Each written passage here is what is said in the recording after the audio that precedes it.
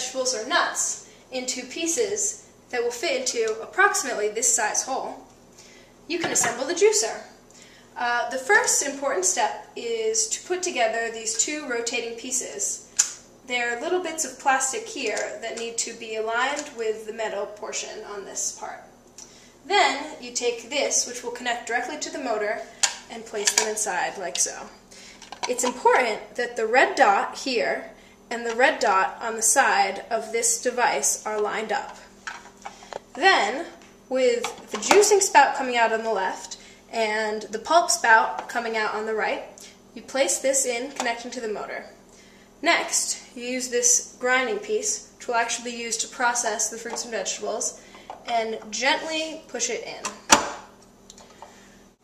Next, you take the top portion, and using this arrow, you're going to line it up with the two other red dots and flip the machine from unlocked to locked.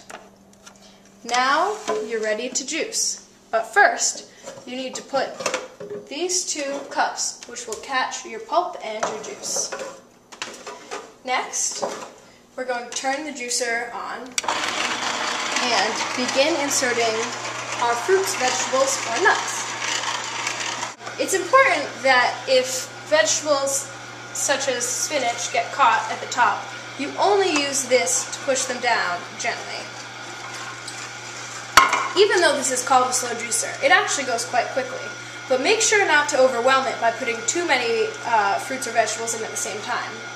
If you do this, the juicer will stop, and this is the only occasion where you should use the reverse button, which is also on the handle. The reverse will then remove some of the vegetables up, and you can pull it out and clean out the juicer. The pulp it produces is also great food for our worms, so be sure to save it so we can give it to them. Once you've finished juicing, you can move your juice and pulp aside and begin to disassemble and clean the juicer. We are going to twist it to the right to unlock it and clean each of these pieces separately. We'll take out this portion and separate out the grinder as well as the filter piece. It's important when you're cleaning these that you use this brush, which came with the set, to gently wipe off any of the fruits or vegetables that may have accumulated inside. You also are going to have to remove this component, and when you do, you'll see on the underside that there's a lot of pulp stuck in here and there's a rubber piece. In order to let the pulp leave, you can move this rubber out and then rinse it through. Before using the juicer again, be sure that this piece is pushed in.